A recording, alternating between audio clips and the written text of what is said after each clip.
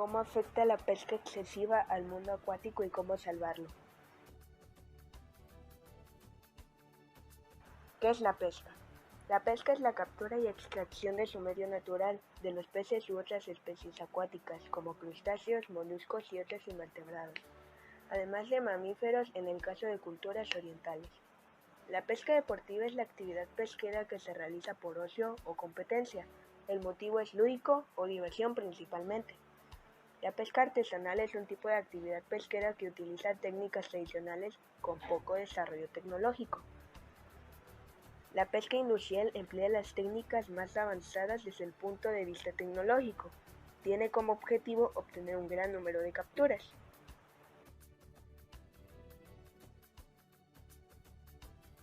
Antecedentes.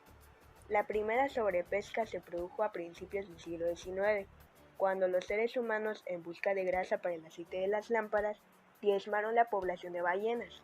A mediados del siglo XX, los países de todo el mundo se esforzaron para aumentar su capacidad pesquera para garantizar la disponibilidad y asequibilidad de alimentos ricos en proteínas.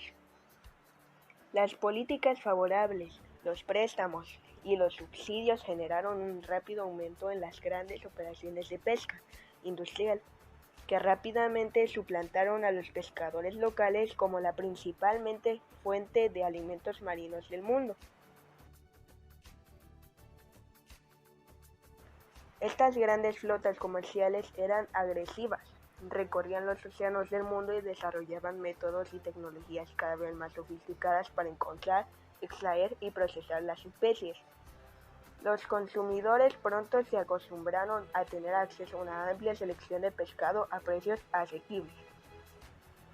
Pero en 1899, cuando se extrajeron del océano unos 90 millones de toneladas métricas de pescado, la industria alcanzó su techo, y desde entonces los rendimientos han disminuido o se han estancado. Consecuencias de la pesca excesiva.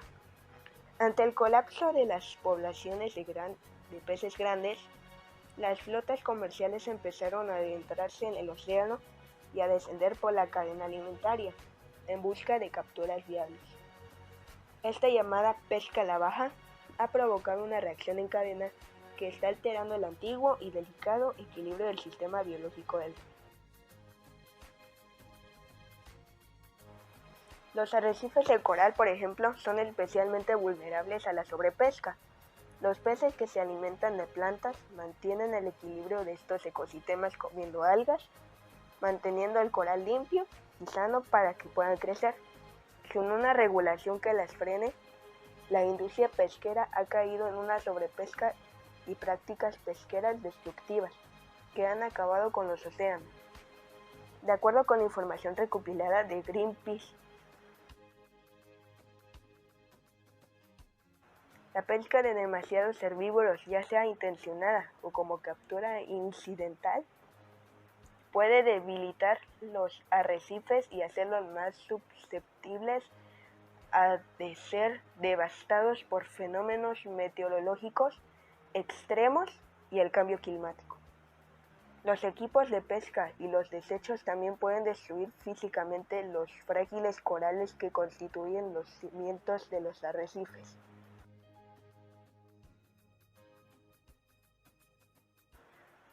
La sobrepesca también puede perjudicar a otras especies marinas.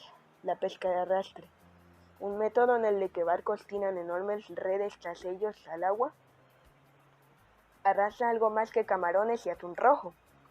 Captura casi todo lo que encuentra a su paso: las tortugas marinas, los delfines, las aves marinas, los tiburones y otros animales que se han enfrentado a amenazas existenciales en forma de capturas accidentales. Soluciones. Los científicos afirman que la mayoría de poblaciones de peces podrían recuperarse con una gestión pesquera agresiva y una mejor aplicación de las leyes que regulan las capturas, incluida la institución de límites de captura. Un mayor uso de la acuicultura, la cría de mariscos, también ayudaría. Y en muchas regiones hay motivos para la esperanza. Un trabajo realizado por Jorge Alberto. Muchas gracias por ver el video. Hasta la próxima.